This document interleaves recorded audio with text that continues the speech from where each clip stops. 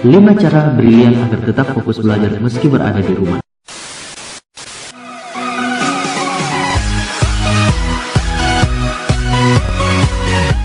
Pada saat situasi ini, kamu sebagai seorang pelajar ataupun mahasiswa dituntut untuk belajar dari rumah secara online. Tentunya, hal ini memang sangat membosankan dan terkadang membuat dirimu menjadi lebih malas untuk belajar saat berada di rumah.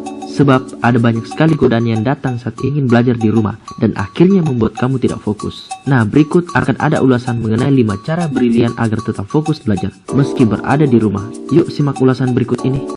1. Tata kamar dan meja belajar dengan baik.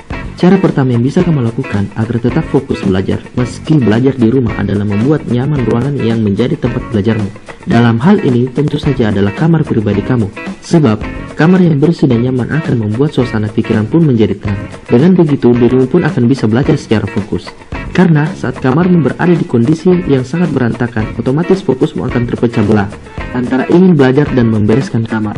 Selain itu, ingat juga untuk jangan lupa menata meja belajar serapi dan senyaman mungkin. Siapkan juga buku atau materi yang akan dipelajari di atas meja belajar dan pastikan semua bahan pelajaran tersebut mudah ditemukan saat kamu membutuhkannya. 2. Jangan biarkan perut kosong. Cara yang tak kalah penting selanjutnya adalah jangan belajar dalam kondisi perut kosong. Sebab bunyi perut yang kosong karena kondisi lapar akan menjadi gangguan yang membuat kamu sulit untuk belajar dengan baik. Oleh karena itu, pastikan perutmu sudah cukup terisi sebelum memulai belajar. Ingat, jangan terlalu kenyang juga, karena apabila perut dalam kondisi yang kenyang maka akan membuatmu cenderung lebih mengantuk. 3. Cukup tidur dan istirahat.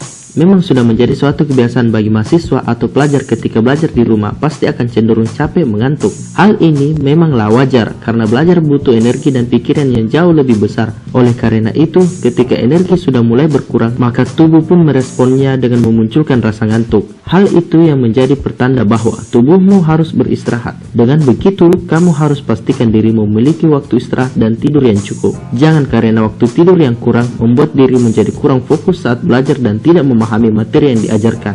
4. Dengarkan musik yang menenangkan.